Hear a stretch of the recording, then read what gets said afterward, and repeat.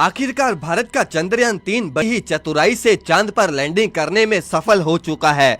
जो काम रशिया का लूना 25 न कर पाया, वो हमारे चंद्रयान ने कर दिखाया। दोस्तों, रशिया का लूना 25 जो कि चंद्रयान से 10 गुना ज्यादा महंगा था, वो भी हमारे सस्ते से चंद्रयान के आगे हार गया। चंद्रयान भले कम पैसों में बना था, लेकिन भारत ने यह दिखा दिया कि इतने कम पैसों में इतने बड़े मिशन को अंजाम कैसे देते हैं। अब दोस्तों, चंद्रयान आखिर आगे क्या करने वाला है, चंद्रयान ने लैंडिंग के 15 मिनट पहले क्या क्या किया और ये कितने समय तक चंद्रयान चांद पर चलेगा, सब कुछ आज हम आपको इस वीडियो में बताएंगे।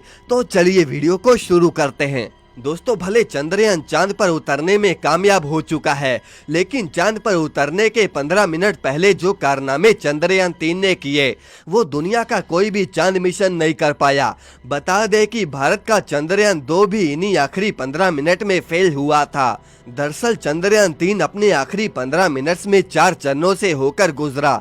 सबसे पहले चरण में चंद्रयान ने रफ ब्रेकिंग फेस को पार किया। इस फेस में चंद्रयान ने अपनी रफ्तार को एक झटके में कम कर दिया और इस फेस में चंद्रयान के पास 690 सेकंड्स का समय था। इस दौरान चंद्रयान ने दोस्तों अपनी हॉरिजॉन्टल स्पीड को घटाकर वर्टिकल स्पीड को बढ़ाया। अब वर्टिकल स्पीड इसीलिए बढ़ाई क्योंकि उसे चांद के ऑर्बिट को छोड़कर चांद की सतह पर जाना था।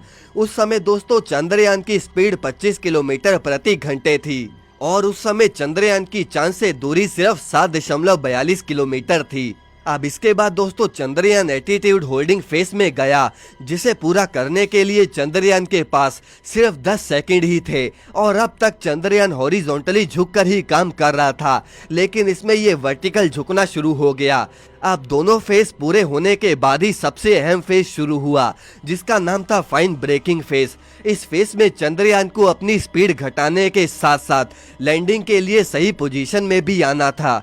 इस फेस को पूरा करने के लिए चंद्रयान को 175 सेकंड्स मिले थे। इसमें चंद्रयान पहले तो अपनी हॉरिजॉन्टल स्पीड को 0 पर लेकर आया, दूसरा उसने अपनी वर्टिकल स्पीड को भी 59 मीटर प्रति सेकंड से 0 पर कर दिया और तीसरे में उसने अपनी पोजीशन लैंडिंग के लिए तैयार कर ली। यानी कि इस पोजीशन में चंद्रयान पूरी तरह से वर्टिकल पोजीशन में आ गया और उसके पैर नीचे की तरफ थे। तीसरे फेस में उसकी चांद से दूरी सिर्फ 800 से 133 मीटर ही बची थी और फाइन ब्रेकिंग फेस के बाद चंद्रयान की रफ्तार 0 हो गई और लैंडर में लगे थ्रस्टर्स उसे आगे की गतिविधियों के लिए पावर देने लग गए। बता दें कि 2019 में भेजा गया चंद्रयान-2 फाइन ब्रेकिंग फेस में ही लड़खड़ाया था, जिसकी वजह से उसकी क्रैश लैंडिंग हुई। 3 फेस पूरे होने के बाद चंद्रयान की लैंडिंग का फाइनल फेस शुरू हुआ, जिसका नाम था टर्मिनल डिसेंट फेस। इस दौरान विक्रम लैंडर तेजी से चांद की तरफ बढ़ा और इस समय उसकी दूरी सिर्फ चांद से 150 मीटर ही रह गई थी। अब इसी ऊंचाई पर विक्रम लैंडर अपने लिए सही जगह चुन रहा था। इस फेस में सबसे अहम रोल चंद्रयान में लगे LHDA यानी कि लैंडर हजार्ड डिटेक्शन अवॉइडेंस कैमरे का था। ये कैमरा दोस्तों चांद की तस्वीरें खींचकर लैंडर में मौजूद प्रोसेसर तक पहुंचा रहा था और साथ ही में विक्रम लैंडर के जो सेंसर थे वो भी चांद की जानकारी को प्रोसेसर तक पहुंचा रहे थे और इसी जानकारी से ये प्रोसेसर ने डिसाइड किया कि लैंडिंग के लिए ये जगह सही है भी या नहीं।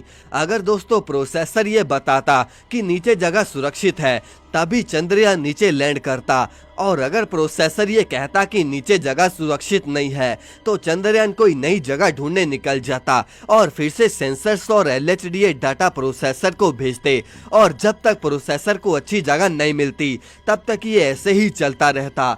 दोस्तों, अभी फिलहाल चंद्रयान हमारा चांद पर चला गया है और अब इसका रोवर बाहर आएगा और इसरो चांद पर एक्सपेरिमेंट करेगा और उन एक्सपेरिमेंट्स का सारा डाटा इसरो को वो भेजेगा।